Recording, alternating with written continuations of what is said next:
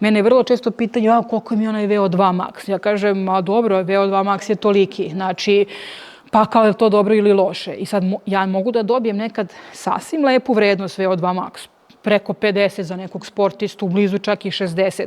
Ali je meni mnogo bitnije način na koji on postigao tu vrednost. Koliko je bio aerobno ekonomičan, koliko je bio efikasan, koliko je dugo štedeo taj kiseonik, znači nije ga brzo utrošio i postigao tu maksimum vrednost, a onda ostatak testa, pola testa bio u laktatima.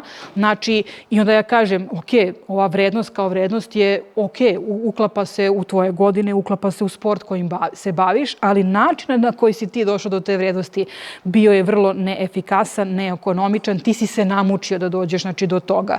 Ti si imao rani prelaz iz aerobije u anaerobiju i ti si previše dugo u tom intenzitetu napora u stvari bio, znači, u laktatima, u mlečnoj kiselini koja te blokirala i koja ti daje taj osjećaj iscrpljenosti, nesvežine i tako dalje.